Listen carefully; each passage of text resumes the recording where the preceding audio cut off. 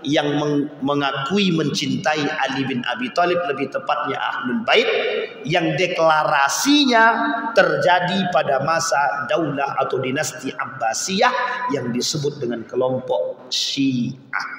Pada masa itu, apakah mereka sudah deklarasi mengakui bahwa diri mereka Syiah? Ali bin Abi Thalib tidak pernah mengatakan bahwa diri dia Syiah, tak pernah. Ali bin Abi Thalib memang dicintai oleh pengikutnya, tapi Ali tidak pernah mengatakan bahwa diri dia Syi'i, tak pernah. Memang pada masa itu belum deklarasi, tapi yang mencintai Ali dan mengikuti sudah jelas. Apakah pada masa itu masih sudah ada kesesatan dalam Syiah ini? Tak ada. Tidak ada kesesatan. Kapan mulai kesesatan ini muncul? Kesesatan dalam kelompok Syiah muncul ketika deklarasi terjadi di masa dinasti Abbasiyah. Siapa sebenarnya orang-orang yang melakukan kesesatan di dalam kelompok Syiah tersebut? Nah, ini dia Bapak Ibu. Orang-orang yang melakukan kesesatan di dalam kelompok Syiah tersebut, orang-orang yang mengakui mencintai Ali dan keluarga Nabi, sehingga disebutlah sebagai hubbu ahlil bait. A'udzu billahi minasy syaithanir rajim. Bismillahirrahmanirrahim. Assalamualaikum warahmatullahi wabarakatuh. Alhamdulillahi Rabbil Alamin. Alhamdulillahilladzi an'ama bi ni'matil iman wal islam bihima tatimmus salihat. Ashhadu an la ilaha illallah wahdahu la syarika lah, wa ashhadu anna Muhammadan abduhu wa rasuluh la nabiyya ba'd. Allahumma salli ala Muhammad wa ala ali Muhammad fil alamin innaka Hamidum Majid.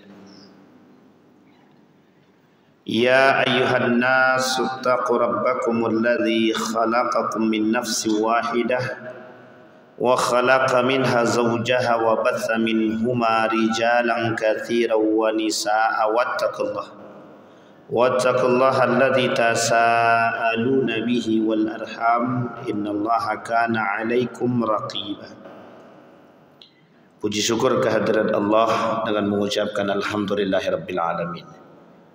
Berselawat kepada Nabi dengan mengucapkan Allahumma salli ala Muhammad wa ala ali Muhammad fil alamin innaka Hamidum Majid. Bapak Ibu sekalian yang berbahagia, mudah-mudahan di malam hari ini Allah limpahkan rahmat serta karunia-Nya kepada kita semua. Allah jadikan rumah tangga yang sakinah, mawaddah warahmah, anak-anak yang saleh dan salihah, insyaallah husnul khatimah. Untuk orang tua kita yang telah mendahului, Allah tempatkan di tempat terbaik di sisinya, Allah terima amal ibadahnya, Allah kumpulkan bersama orang-orang yang saleh. Untuk orang tua kita yang masih hidup, Allah sehatkan, Allah kuatkan, Allah limpahkan rezeki husnul khatimah. Amin ya rabbal alamin. Baik Bapak Ibu sekalian yang berbahagia, pada malam hari ini izinkan kami ingin menyampaikan tentang persoalan aliran yang muncul di tengah umat pasca wafatnya baginda Nabi Muhammad sallallahu alaihi wasallam. Bapak Ibu sekalian yang berbahagia, Nabi pernah bilang dalam hadis dia, iftaraqa ummati ala 73. Kata Nabi, kelak umatku ini akan terpecah belah menjadi 73 golongan. Yahudi 71, Nasrani 72, Muslim atau Islam 73. Di dalam Islam dari 73 golongan itu yang selamat cuma satu, Ahlus Sunnah wal Jamaah. Jadi golongan yang selamat daripada 73 tadi cuma satu, yang lainnya di dalam neraka, yang lainnya dimasukkan ke dalam neraka. Pada masa baginda Nabi Muhammad sallallahu alaihi wasallam masih hidup atau menjelang wafatnya baginda Nabi, ada muncul di tengah umat manusia yang disebut dengan nabi palsu. Nabi apa Bapak Ibu? Nabi palsu. Nabi palsu yang muncul pada masa baginda Nabi Muhammad sallallahu alaihi wasallam setidaknya ada 3. Ada 3 nabi palsu yang muncul pada Nabi. Sebenarnya kalau dilihat ada 7. Tapi ada 3 nabi palsu. Yang ketiga nabi palsu ini lahir dari kelompok atau muncul daripada agama Islam. Dan ini penting bahwa memang nabi palsu ini menjadi fitnah pada masa baginda Nabi Muhammad sallallahu alaihi wasallam sampai wafat dia dan naiklah Abu Bakar Siddiq. Kita lihat Bapak Ibu, nabi palsu ini pasca wafatnya baginda Nabi Muhammad sallallahu alaihi wasallam, mereka menyebarkan ajaran yang mereka anggap itu adalah wahyu dan perintah dari Allah. Ajaran yang dibawa adalah ajaran yang diambil daripada Islam, yang dibelokkan daripada Islam. Saya ulangi sekali lagi. Ajaran yang diambil daripada Islam, tapi yang ditentang daripada Islam. Ada namanya Musailamah Al-Kadzab. Dia Islam.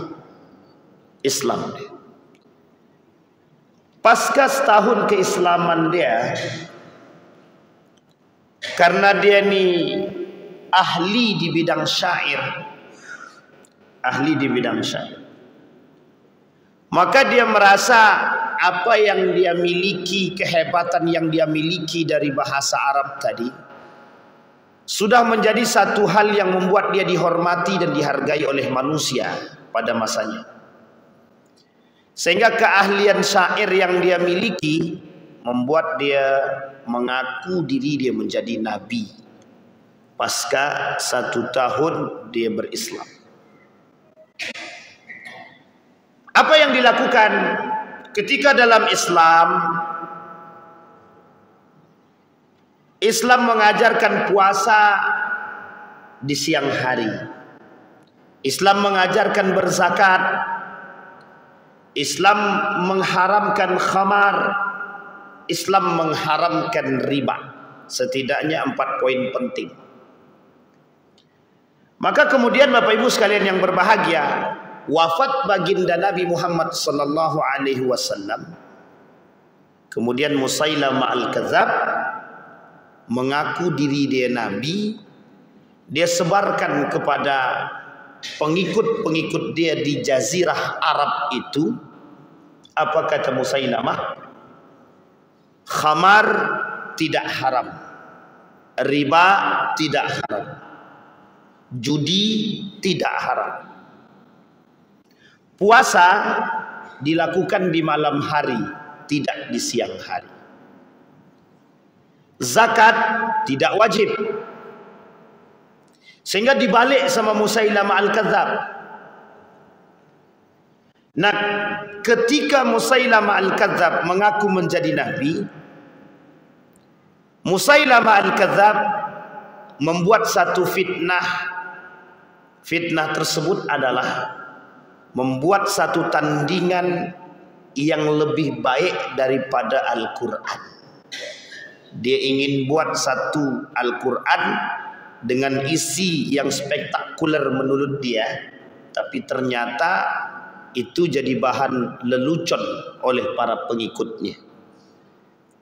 Sehingga dengan keahlian Musailamah Al-Kadzab, apa kata Musailamah? Al-Quran bukan satu-satunya yang terbaik bagi kita, dan kita punya tandingan yang lebih baik daripada Al-Quran. Kata Allah dalam Al-Quran, fa'tu bi suratin min mislih wad'u syuhada'akum in kuntum sadiqin. Kalau memang benar kalian benar, kata Allah, datangkan satu ayat yang bisa menandingi Al-Quran. Maka oleh Musailamah Al-Kadzab datang satu surat yang menandingi surat Al-Quran itu, yang terdapat di dalam Al-Quran. Surat tersebut yang dinamakan dengan Al-Fil. Li'ila fi Quraisy ila fihim rihlatas syita'i was-sayf falyabudu rabb hadzal baitil ladzi at'amahum min ju' wa amanahum min khauf. Itu surat Quraisy. Musailamah Al-Kadzab tak buat tandingan tentang itu, tapi yang dibuat oleh Musailamah Al-Kadzab tandingan surat gajah, yang ketika Allah perintahkan burung-burung untuk membawa api yang kemudian menghancurkan gajah-gajah tersebut dan pasukan Habasyah, berisikan tentang sejarah penaklukan kota Mekah, lebih tepatnya Ka'bah. Apa kata Musailamah Al-Kadzab? Dia buat tandingan ayat gajah Al-Fil tadi. Apa tandingannya? Tandingannya adalah Al-Fil anfuhu tawil jismuhu kabir. Apa kata Musailamah? Kalau di Al-Quran ada ayat gajah, kita juga bisa buat ayat gajah. Kemudian dibuat dia gajah, hidungnya besar, panjang, badannya besar, kata dia. Kemudian ada surat yang lain namanya Difda, kata melompat-lompat, kata dia. Sehingga oleh para pengikut Musailamah Al-Kadzab masih ada tersisa di antara mereka yang akal dia sehat. Maka oleh Musailamah, oleh para pengikut Musailamah, tentang surat Fil, Al-Fil dan Difda tadi menjadi leluconan oleh para pengikutnya, diketawai. Musailamah Al-Kadzab menikah dengan seorang perempuan yang juga mengaku sebagai nabi palsu. Jadi nabi palsu ini pada masa itu ada 3. Dan ketiga-tiganya ini, satu di antaranya ada perempuan. Perempuan ini kemudian menikah dengan Musailamah Al-Kadzab. Menikah dengan siapa? Musailamah Al-Kadzab. Jadi ketika Musailamah Al-Kadzab menjadikan perempuan tersebut istri dia, maka perempuan tersebut dia dari Islam, Muslim dia. Dia keluar daripada Islam, dia ikut agamanya Musailamah Al-Kadzab atau mengakui Musailamah Al-Kadzab. Mereka tetap Islam, tapi mengakui Musailamah Al-Kadzab sebagai nabi atau tandingan Nabi Muhammad SAW. Siapa nama dia? Nama dia Sajah binti Al-Haris At-Taghlabiyah. Jadi Sajah ini menikah dengan Musailamah Al-Kadzab. Terjadilah Bapak Ibu sekalian yang berbahagia, perang antara Abu Bakar dengan Musailamah Al-Kadzab. Nah, perang ini diabadikan oleh Nabi dalam hadisnya tentang sejarah penumpasan nabi-nabi palsu.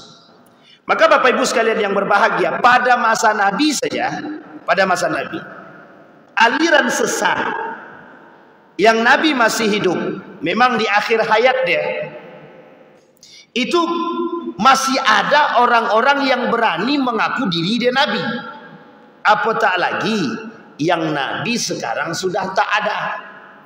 Maka akan muncul golongan-golongan, aliran-aliran yang banyak yang menyesatkan. Jadi Bapak Ibu sekalian yang berbahagia, pasca wafatnya baginda Nabi, memang ketika Umar bin Al-Khattab meninggal, dalam hadis dia, Dalam hadis Nabi dikatakan meninggalnya Umar bin Khattab akan keluar, akan terbuka keran-keran fitnah itu. Maka fitnah-fitnah di muka bumi ini akan lahir dan mengalir begitu saja. Satu di antara fitnah tersebut adalah fitnah syubhat. Apa fitnah syubhat itu? Fitnah bid'ah. Apa fitnah bid'ah tersebut? Munculnya di tengah umat muslim dan manusia aliran-aliran sesat. Maka Bapak Ibu, malam hari ini satu di antaranya aliran sesat tersebut adalah yang disebut dengan Syiah. Apa namanya Bapak Ibu? Syiah. Kita rujuk. Nabi sudah meninggal. Diperangi oleh Abu Bakar Musailamah Al-Kadzab. Nama perangnya Perang Yamamah. Setelah meninggal Musailamah Al-Kadzab, Sajah binti Haris masuk lagi ke dalam Islam dan tobat. Ada satu lagi namanya Tulaiha 3 kali mengikuti perperangan yang diperangi terus oleh Khalid bin Walid. Akhirnya dia taubat dan masuk Islam, dan dia juga ikut berperang di akhir hayatnya ketika penaklukan Romawi. Jadi panjang cerita. Singkat cerita, Abu Bakar ketika perang yang disebut dengan perang Yarmuk, di tengah perang Yarmuk ini Abu Bakar meninggal dunia. Dalam Abu Bakar meninggal dunia, Umar bin Khattab diangkat naik menjadi seorang pemimpin. Ketika Umar bin Khattab naik, disinilah perang Yarmuk terjadi, sekaligus pintu pembuka untuk menguasai Syam, Baitul Maqdis, Yerusalem, Palestina. Ini gerbang pertama untuk penaklukan Baitul Maqdis, Syam, Palestina, Yerusalem. Singkat cerita, ketika Umar bin Khattab menjadi seorang yang handal dalam memimpin, maka ada orang-orang yang berkhianat kepada Islam sehingga membunuh Umar bin Khattab. Di sini Bapak Ibu, Umar bin Khattab terbunuh. Disinilah kemudian fitnah itu mengalir.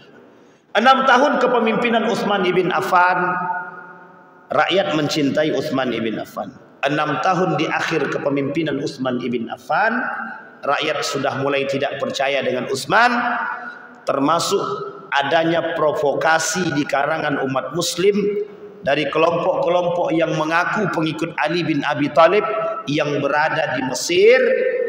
Nanti ada satu para pemberontak di antara mereka yang disebut sebagai Abdullah bin Sabah. Abdullah bin Sabah ini provokasi handal pada masanya, provokator handal pada masanya, yang kelak melakukan provokasi terhadap orang-orang yang ada di Mesir untuk memberontak kepada kepemimpinan Utsman ibn Affan. Dari sini Bapak Ibu awal mula cerita perang muslim terjadi sesama muslim. Fitnah syubhat dan bid'ah terjadi di kalangan umat muslim. Apa yang terjadi? Yang terjadi adalah ketika Utsman bin Affan meninggal, diambil alih oleh Ali bin Abi Thalib melalui musyawarah para sahabat yang dihadiri oleh para sahabat kecuali Muawiyah dan Aisyah. Terjadi perang di antara Ali bin Abi Thalib dengan Aisyah, nama perangnya perang Jamal, dan terjadi perang antara Ali dengan Muawiyah, namanya perang Siffin. Yang kelak dari perang Siffin ini Bapak Ibu, selesai daripada perang Siffin, balik Ali ke Kufah. Disinilah yang disebut dengan lahirnya satu kelompok yang disebut dengan Khawarij yang keluar dari barisan Ali bin Abi Thalib, dan muncul satu kelompok lagi yang mengakui mencintai Ali bin Abi Thalib, lebih tepatnya Ahlul Bait, yang deklarasinya terjadi pada masa daulah atau dinasti Abbasiyah yang disebut dengan kelompok Syiah. Sampai sini paham Bapak Ibu? Nah, ini sejarah nih Bapak Ibu. Kalau pusing angkat tangan. Bingung Bapak Ibu? Bingung apa tidak? Ini Syiah. Sama enggak Syiah yang dahulu dengan sekarang? Nanti kita lihat perjalanannya. Dia panjang perjalanannya Bapak Ibu. Sekarang kita lihat pada masa itu, apakah mereka sudah deklarasi mengakui bahwa diri mereka Syiah? Ali bin Abi Thalib tidak pernah mengatakan bahwa diri dia Syiah, tak pernah. Ali bin Abi Thalib memang dicintai oleh pengikutnya, tapi Ali tidak pernah mengatakan bahwa diri dia Syi'i, tak pernah. Memang pada masa itu belum deklarasi, tapi yang mencintai Ali dan mengikuti sudah jelas. Apakah pada masa itu sudah ada kesesatan dalam Syiah ini? Tak ada. Tidak ada kesesatan. Kapan mulai kesesatan ini muncul? Kesesatan dalam kelompok Syiah muncul ketika deklarasi terjadi di masa dinasti Abbasiyah. Sampai di sini paham Bapak Ibu? Siapa sebenarnya orang-orang yang melakukan kesesatan di dalam kelompok Syiah tersebut? Nah, ini dia Bapak Ibu. Orang-orang yang melakukan kesesatan di dalam kelompok Syiah tersebut, orang-orang yang mengakui mencintai Ali dan keluarga Nabi, sehingga disebutlah sebagai hubbu ahlil bait, mencintai keluarga ahlul bait. Siapa ahlul bait? Nabi Muhammad sallallahu alaihi wasallam. Siapa dia kemudian anak-anak Nabi? Ada Fatimah, Zainab dan lain sebagainya. Tapi yang poin di sini siapa? Fatimah. Dari Fatimah siapa suaminya? Ali bin Abi Thalib. Siapa anaknya? Al-Hasan wal Husain. Siapa kemudian yang menjadi cicit daripada keturunan mereka yang mereka sebut Ali Zainal Abidin? Siapa kemudian? Ja'far bin Abi Thalib dan lain sebagainya. Turun terus. Sehingga dari golongan inilah Bapak Ibu muncul, mulai daripada Nabi Muhammad sallallahu alaihi wasallam, dihitung mulai pertama sekali menggantikan Nabi seharusnya Ali bin Abi Thalib, kemudian Al-Hasan, kemudian Al-Husain, kemudian Ali Zainal Abidin dari Al-Husain, kemudian muncul lagi, kemudian sampai ke bawah sampai menjadi imam 12. Nah, sampai di sini paham Bapak Ibu? Siapa yang kemudian melakukan ini? Al-Husain kah? Al-Hasan kah? Ali bin Abi Thalib kah? Atau Ja'far bin Abi Thalib kah? Tidak. Bukan daripada anak Abu Thalib, bukan daripada Jarul Ali bin Abi Thalib, dan bukan juga dari Jarul Al-Hasan, bukan juga daripada Jalur Al-Husain.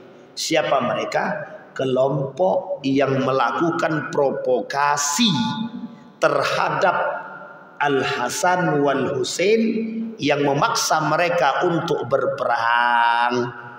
Siapa mereka? Kelompok Khawarij yang masuk ke dalam tubuh kaum Syiah, dan kelompok munafik yang menginginkan perpecahan dalam tubuh umat muslim. Jadi Bapak Ibu, ini penting untuk kita pahami, dan ini bisa kita tengok dalam keadaan kita hari ini. Di dalam tubuh Syiah itu sebenarnya tidak ada kesesatan awalnya. Awal mereka mencintai Ali bin Abi Thalib tidak ada kesesatan. Hanya saja sebagian daripada pengikut Ali itu ada yang memprovokasi. Siapa mereka yang memprovokasi? Mereka yang memahami hadis baginda Nabi Muhammad SAW secara tidak penuh. Mereka menginginkan Ali untuk naik jadi pemimpin setelah Nabi. Tapi mereka tak paham apa yang dikatakan oleh Nabi, sehingga mereka menghasut kelompok yang cinta terhadap Ali untuk kemudian memberontak dan mengatakan kepada mereka bahwa sesungguhnya yang berhak menjadi pemimpin setelah Nabi adalah Ali bin Abi Thalib. Dan mereka tidak menerima pengangkatan Abu Bakar, Umar bin Khattab serta Utsman ibn Affan. Siapa mereka? Kaum yang fanatik terhadap Ali bin Abi Thalib. Saya ulangi sekali lagi, siapa mereka? Kaum yang fanatik terhadap Ali bin Abi Thalib. Semasa Ali hidup mereka masih ada, Tapi Ali tidak pernah mengatakan kepada mereka, dan Ali mengatakan begini, jangan pernah mencintaiku berlebihan. Ali kata, jangan cintai aku dan keturunanku berlebihan. Sehingga orang-orang yang mencintai inilah Pak dari jalur sini, saking cintanya kepada Ali, Al-Hasan wal Husain, mereka berlebihan dalam mencintainya. Bak Tuhan mereka buat, bak Nabi mereka sandingkan. Maka dalam azannya Syiah itu, asyhadu an la ilaha illallah, satu, asyhadu anna Muhammadar Rasulullah, yang kedua. Yang ketiga, asyhadu anna Aliyya karramallahu wajhah. Jadi mereka buat yang ketiga. Jadi syahadatnya ada berapa? Syahadatnya ada berapa? 3. Kami bersaksi bahwa Ali bin Abi Thalib yang mulia. Jadi mereka bersaksi 3 sekaligus. Allah, Rasulullah, kemudian Ali bin Abi Thalib. Disinilah Bapak Ibu, kapan kelompok ini mulai deklarasi itu? Ketika pemimpin dari kelompok Syiah ini dari kalangan orang-orang yang fanatik terhadap Ali bin Abi Thalib. Kapan itu? Di pertengahan dinasti Abbasiyah, lebih tepatnya pada keluarga Abbas. Mereka masuk di sini, kemudian untuk menghabisi dinasti Umayyah. Disinilah Pak, di tengah perjalanan mereka melakukan deklarasi, kami nahnu Syi'i, kami ini orang Syiah. Nah ternyata mereka yang menjadi pemimpin itu adalah fanatik, sangat fanatik sekali, dan tidak mendengarkan perkataan dari sebelah yang lain. Sehingga orang-orang ini berlebihan dalam mencintai Ali, melakukan, bahkan dia menggandeng Ali bin Abi Thalib sederajat dengan baginda Nabi Muhammad sallallahu alaihi wasallam. Di sini yang pertama sekali kesesatan kelompok Syiah terjadi. Jadi kalau Bapak Ibu nanti dengarkan azan Syiah, dengarkan azan Syiah. Nanti ada tuh, asyhadu anna Aliyyah, aku bersaksi bahwa Ali adalah karramallahu wajha, yang Allah muliakan wajah dia. Nah, jadi itu Pak. Sesatkah dengan begitu? Sesat Pak. Ali tak pernah mengatakan bahwa diri dia harus dimuliakan lebih, tak. Ali tidak maksum. Kenapa Ali disamakan derajatnya dengan baginda Nabi Muhammad SAW dalam pensyahadatan? Bagi mereka, Ali termasuk imam pertama yang maksum selain daripada baginda Nabi Muhammad sallallahu alaihi wasallam. Nah, Bapak Ibu sekalian yang berbahagia, ada kepercayaan mereka dari kelompok Syiah ini terhadap Imam 12. Imam 12. Insyaallah di pertemuan yang akan datang kita akan lihatkan, kita bawa proyektor, kita lihatkan. Kita lihatkan Imam 12 itu siapa saja, dan di mana letak kesesatannya, dan berapa jumlah terbaginya mereka kelak di hari sampai akhir nanti. Dan situ ada Bapak Ibu. Baik. Sampai di sini bisa dipahami Bapak Ibu? Maka Syiah itu oleh sebagian para ulama, kita rujuk kepada Majelis Ulama Indonesia. Oleh Majelis Ulama Indonesia sebenarnya Syiah itu terbagi-bagi. Ada yang Syiah yang pertama, yang tidak mengaku Islam, tapi mereka katakan kami ini Syiah, kami tidak Islam tapi kami Syiah. Nah yang begini, poin pertama ini, itu jelas kafir, sesat dan menyesatkan. Yang kedua, ada namanya Syiah yang percaya kepada Imam 12. Artinya ada yang sama maksumnya dengan baginda Nabi Muhammad SAW. Namanya Imam 12. Mulai dari Ali bin Abi Thalib, Al-Hasan wal Husain, Ali Zainal Abidin, Ja'far ibn Ali Zainal Abidin, sampai bawah Ja'far Sadiq, sampai 12. Terakhirnya siapa? Imam Mahdi. Terakhirnya siapa? Imam Mahdi, yang mereka tunggu sampai hari ini. Syiah punya pemahaman tentang Imam Mahdi, punya. Bahkan mengatakan bahwa menurut Syiah Imam Mahdi itu datang dari golongan dia. Kenapa? Ahlul Bait. keluarga daripada baginda Nabi Muhammad sallallahu alaihi wasallam, cicit Nabi gitu deh. Kata Nabi dalam hadisnya, Imam Mahdi itu akan muncul, dia dari keturunanku dan dari Bani Quraisy. Di sini oleh para kaum Syiah itu mesti dari golongan kami gitu deh. Nah, itulah urutannya Pak. Terakhir adalah Imam Mahdi itu tadi, dari cucunya. Kalau bukan dari Ali Zainal Abidin, terus dari siapa? Apakah dari Al Hasan ataukah dari yang lain? Nah, ini kemudian diperdebatkan. Maka Al Hasan sekalipun, Wal Husain sekalipun, itu tetap dari jalur Syiah menurut mereka, Syiah. Jadi sangat percaya. Jadi ada berapa golongan yang percaya tentang Imam Mahdi hari ini? 3. Ahlus Sunnah wal Jamaah, Syiah, dan yang terakhir Yahudi. Jadi yang sekarang yang berkelahi yang mana? Syiah, Yahudi, Sunni. Ya, tiga-tiganya mengaku punya Imam Mahdi. Kita Ahlus Sunnah wal Jamaah wajib meyakini dalam bentuk akidah bahwa Imam Mahdi itu keluar daripada menjadi golongan, keluar daripada keturunan baginda Nabi Muhammad SAW. Kenapa? Karena wajib bagi kita meyakini hadis tersebut.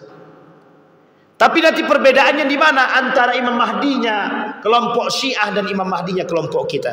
Itu kita bahas di pertemuan yang lain. Baik, kita lihat. Sekarang pertanyaannya, adakah kesesatan yang lain yang dimiliki oleh orang-orang Syiah ini terhadap Allah Subhanahu wa taala? Apa kata mereka? Di dalam kitab Al-Anwar An-Ni'maniyah, Ni'matul Al-Jazari, kata mereka mengaku bahwa mereka tidaklah sama dengan Ahlus Sunnah dalam urusan ilahi sembahan. Nabi dan imam, mereka menyatakan bahwa Rabb yang disembah Abu Bakar dan nabinya tidak sama dengan Rabb yang mereka sembah oleh Ahlus Syiah tadi. Itu pengakuan mereka. Ada dalam kitab Ni'matul Al-Jazair, halaman jilid 2, halaman 278. Yang kedua, mereka memiliki keyakinan bahwa Allah tidaklah dilihat pada hari kiamat. Allah tidak disifati dengan tempat dan waktu. Bahkan mereka menyatakan bahwa siapa yang mengakui Allah turun ke langit dunia dan Allah akan dilihat oleh penduduk surga seperti mereka melihat rembulan, maka kata mereka semacam ini termasuk dalam kategori kafir. Allah bilang dalam Al-Quran, "Faman kana yarju liqa'a rabbih falyamal amalas salih." Barang siapa kelak yang ingin bertemu denganku, kata Allah, maka lakukanlah amal saleh, falyamal amalas saleh. Satu. Dalil kedua, dikatakan oleh Nabi dalam hadisnya, kelak umat muslim ini yang beriman akan bertemu dengan Allah. Nabi Musa AS meminta satu permintaan, ingin bertemu dan ingin langsung melihat Allah, tapi dengan cahaya yang terjadi tak bisa dilihat. Artinya kelak umat muslim akan bisa melihat Allah, orang-orang beriman akan melihat Allah, dan itu disampaikan dalam pemahaman kita. Yang ketiga, mereka menyatakan pada hari Arafah, pada waktu zawal, matahari tergelincir ke barat, Allah akan turun ke bumi di atas unta, lalu membuang kotoran dan berak. Jadi menurut orang Syiah, Allah itu bisa berak. Nah, ini sesat. Kalau gini jelas kesesatannya. Dan ini sudah paham kita. Mereka mengatakan bahwa nama ada dia salah satu nama Asmaul Husna yang diambil itu. Siapa yang menyebut maka ia berarti telah beristighasah pada Allah. Mustadrak dalam kitab Al-Wasali An-Nuri At-Tabr. Dan ini kemudian menjadi poin penting. Syiah ini memang berbeda dengan kita, memang memiliki ciri khas tersendiri. Kalau dibilang sesat, jelas sesatnya Pak. Pada macam Syiah yang 4 tadi, ada macam 4 Syiah tadi. Yang pertama, dia tak ngaku Islam tapi dia Syiah saja, jelas kafir dan sesat. Yang kedua, dia percaya Imam 12. Yang percaya Imam 12 ini kafir tidak sesat ya. Yang ketiga, ada namanya Syiah yang menjelek-jelekkan sahabat-sahabat Nabi. Mulai dari Abu Bakar, Umar bin Khattab, Utsman bin Affan, Siti Aisyah dan istri-istri Nabi yang lain. Mereka semua hina dan caci dan maki. Mereka semua jelek-jelekkan. Orang kelompok yang ketiga ini sama Pak. Sesat, kafir tidak, tapi sesat iya. Yang keempat, ada kelompok Syiah yang mereka sama seperti kita. Mereka mengaku pengikut baginda Nabi Muhammad sallallahu alaihi wasallam. Sama seperti kita. Mereka tak mencaci maki sahabat. Mereka tak percaya kepada Imam 12, tapi mereka mengaku min ahlil bait. Kelompok terakhir ini, mereka lebih condong menggunakan istilah nama mereka ahlul bait. Bukan Syiah, tapi namanya ahlul bait. Nah, oleh sebagian para ulama yang terakhir ini, itu boleh kita gandeng. Boleh kita kerjasama. Tapi yang 3 ke atas itu sesat, kafir tidak, sesat. Sesat iya, kafir tidak. Tapi yang terakhir tidak sesat, tidak kafir. Dan itu ada. Bisa Bapak Ibu, kalau Bapak Ibu berangkat ke Malaysia, itu ada. Kelompok yang terakhir tadi. Mereka tak percaya Imam 12. Mereka tidak menjelekkan para sahabat. Mereka persis seperti kita. Mereka namakan diri mereka ahlul bait. Ahlul bait. Saya tanya sama mereka, waktu saya ke Malaysia saya tanya, waktu kami sekolah, saya tanya sama beliau, apakah kalian Syiah? Kata mereka, kami bukan Syiah, tapi kami adalah ahlul bait, keturunan daripada baginda Nabi Muhammad sallallahu alaihi wasallam. Itu kata mereka. Wallahu a'lam bissawab. Kebenaran apa yang mereka sampaikan. Benar yang mereka sampaikan, alhamdulillah. Tak benar yang mereka sampaikan, mereka berdusta atas nama baginda Nabi Muhammad sallallahu alaihi wasallam. Kata Nabi, "Man kadzdzaba alayya muta'ammidan falyatabawwa maq'adahu minan nar." Orang yang berdusta atas nama Nabi, mereka bagian daripada penghuni neraka. Maka Bapak Ibu, ini ada kaitannya dengan kasus para habaib. Kalau memang betul para habaib itu keturunan baginda Nabi, maka selayaknya kita menghormati sebatas. Jadi begini Bapak Ibu, kita menghormati para habaib sebatas kita menghormati dia sebatas manusia, tak lebih daripada manusia. Jangan, mohon maaf, jangan menghormati habaib, mengihtiramkan mereka sama seperti mengihtiram Nabi. Itu salah. Kita cium kaki dia, itu salah. Kita cium air bekas kaki dia, salah. Dia bukan Nabi. Dia bukan Nabi. Sahabat meminum air bekas baginda Nabi Muhammad sallallahu alaihi wasallam. Para ulama meminum bekas orang soleh tak ada masalah. Tapi tengok-tengok Pak. Tengok-tengok juga. Islam tidak mengajarkan berlebihan ghulu. Islam tidak pernah mengajarkan mencintai manusia berlebihan. Bak mencintai seorang nabi tak. Jangan sampai kita terjebak dalam, mohon maaf, menghormati, menghargai, memaksumkan mereka berlebihan.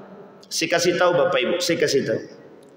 Haram hukumnya bersedekah kepada keluarga Nabi, hukumnya haram. Saya kasih tahu. Kata Nabi, ketika seorang sahabat itu ingin memberikan sedekah kepada keluarga Nabi, kata Nabi, haram hukumnya bagi keturunan Nabi menerima sedekah. Jangan pernah bersedekah atas keturunan Nabi.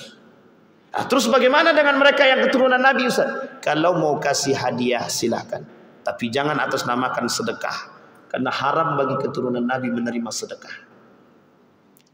Itu Nabi yang kata. Pada masa Nabi melarang orang yang sangat memuliakan Nabi dengan berbagai macam melebihi. Kata Nabi, jangan berlebih. Sampai dalam satu hadis dikatakan begini, la taghlu fi dinikum, jangan kalian berlebihan dalam agama. Dalam agama saja kita tak boleh berlebihan, apalagi terhadap manusia. Sampai harus sujud ke tanah. Mohon maaf Bapak Ibu, mohon maaf. Manusia dengan manusia di hadapan Allah sama derajatnya. Perbedaannya cuma satu saja. Takwa. Sekarang saya sandingkan Bapak Ibu. Ini bukan untuk membedakan, tapi kita harus paham di mana apa yang harus kita lakukan dan seperti apa kita harus bersikap. Ada orang alim saleh dengan ilmunya. Ada cucu baginda Nabi Muhammad SAW tapi tidak berilmu. Bapak Ibu kira-kira pilih yang mana untuk menghormatinya? Ini harus paham Pak, ini sikap Pak. Biar kita tak terjebak Pak.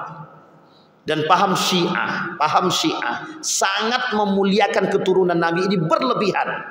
Sangat berlebihan. Apa yang mereka lakukan? Bekas kakinya yang sudah ada air, wadah, dimasukkan kaki dia di situ, diminumnya Pak. Diminumnya. Begitu Pak. Ada paham Syiah yang lain namanya ummi, ibu. Dibersihkan kaki ibu tadi dalam wadah. Misalkan dia mau naik jadi pejabat misalnya. Dibersihkan, diambil air dalam wadah, ditaruh kaki ibunya, dibersihkan kaki ibunya. Kemudian bekas air kaki ibunya tadi diminum. Kata dia berkah, biar bisa jadi pemimpin yang baik. Gitu. Pak Bu, itu sesat, menyesatkan. Dan itu terjadi, sangat. Jadi mohon maaf, kadang-kadang kalau kita rujuk nanti, budaya-budaya Syiah ini, banyak yang diadopsi. Banyak yang diadopsi oleh budaya-budaya kita Pak. Jangan sampai, kita harus filter insya Allah. Kalau sempat nanti saya sampaikan, kita lihat sebagian daripada budaya yang tercampur dengan paham Syiah. Kembali kepada poin tadi Pak. Nah apa sikap kita? Menghormati keturunan baginda Nabi sewajarnya silahkan. Tapi menghormati orang alim juga sama, lebih harus kita hormati. Jadi sama-sama Pak. Ada cucu Nabi, ada orang alim. Yang kita hormati cucu Nabi, yang orang alim tidak kita hormati. Salah Pak. Salah. Menghormati cucu Nabi baik. Tapi mengagungkan cucu Nabi tak baik. Tak baik. Apa dikata begini? Ini ada orang yang datang kepada saya dan bilang begini. Ustaz, mana yang lebih penting Ustaz? Memberi makan kepada cucu Nabi atau memberi makan kepada orang tua yang kelaparan? Bapak Ibu jawab, mana yang lebih penting? Orang tua kita kelaparan. Lebih penting mana? Memberi makan cucu Nabi atau memberi makan orang tua kita kelaparan? Sedangkan disuruh berperang, Nabi cuma bilang, datang ke orang tuamu. Datang ke orang tuamu. Patuhi, taati mereka. Itu sudah masuk jihad, gitu dia. Itu Nabi Pak. Nabi. Dulu dalam surat Al-Mujadalah Bapak Ibu baca itu. Orang yang kalau pengen ketemu dengan Nabi harus sedekah dulu Pak. Harus sedekah dulu. Ayat ini kemudian Allah hapus secara makna. Dihapus secara makna. Tulisannya tetap ada, tapi maknanya dihapus. Besok kalau mau ketemu Nabi tidak perlu sedekah lagi, tidak perlu sedekah, langsung aja. Coba bayangkan. Jadi Bapak Ibu sekalian yang berbahagia, jangan terlalu berlebihan. Mereka bukan Nabi. Mereka bukan Nabi. Sehingga kita terjebak dalam, mohon maaf, terjebak dalam budaya-budaya Syiah. Dalam menghormati para ulama, dalam menghormati para habaib. Ini yang menjadi masalah Bapak Ibu. Tapi Ustaz, kalau ada orang-orang yang mencaci maki habaib, itu juga keterlaluan. Bersikaplah moderat. Kita hormati mereka. Tapi ada habaib itu minum khamar Ustaz, ngerokok Ustaz. Kemudian joget-joget. Jangan diikuti yang buruk dia, yang baik dia ambil. Habib juga manusia katanya. Bapak Ibu sekalian yang berbahagia. Ini ada orang yang bilang begini. Keturunan Nabi itu pasti masuk surga. Yang beriman. Ingat kalimatnya, yang beriman. Yang beramal saleh. Yang tak beriman, yang tak beramal saleh sama Pak. Yang dapat jaminan surga itu siapa? Nabi Pak. Yang tak Nabi jangan berharap. Dan 10 orang serta para sahabat Nabi. Kita sahabat Nabi? Bukan. Kita bukan menjelekkan mereka, tapi mohon maaf, banyak oknum yang mengatasnamakan keturunan. Dan banyak oknum yang mengatasnamakan hal tersebut demi kepentingan. Na'udzubillah, thumma na'udzubillah. Kita menghormati keturunan baginda Nabi Muhammad SAW. Kita menghargai mereka. Syukur-syukur mereka alim saleh. Itu yang kita harapkan. Tapi kalau mereka tak alim, tak saleh, hargai sebatas keturunan Nabi, tapi jangan pernah mengambil ilmu dari mereka. Hargai sebatas cucu Nabi, sebatas keturunan Nabi, tapi jangan ambil ilmu dari mereka. Tapi kita berharap, kita inginkan cucu-cucu Nabi ini, para habaib-habaib syarif-syarifah ini, mereka sadar bahwa mereka dari keturunan baginda Nabi, berilmulah yang baik, beramallah yang baik, berimanlah yang kuat. Itu yang kita inginkan. Sehingga mohon maaf Bapak Ibu, bukan menjadi figur yang terbalik. Nah, yang kita inginkan yang seperti itu, yang baik-baik. Syiah melalui jalur ini, jalur nasab ini, mereka sangat memaksumkan keturunan baginda Nabi Muhammad SAW. Dan hati-hati, Imam 12 itu sama derajatnya, maksum dengan baginda Nabi Muhammad SAW. Jadi apapun yang akan mereka katakan oleh Imam 12 ini, itu mereka percaya, Pak. Mereka percaya. Karena perkataan mereka sama dengan baginda Nabi Muhammad SAW. Nah, ini yang menjadi masalah nih, Pak. Maka hati-hati. Syiah ini hati-hati. Harus kita berhati-hati. Kemudian yang keenam, Allah akan mengunjungi Al-Husain bin Ali, lalu akan menyalaminya dan duduk bersamanya di atas ranjang. Coba pahamnya Syiah. Dia kata bahwa Allah ini nanti turun duduk bersama dengan Al-Husain. Duduk bersama dengan Al-Husain.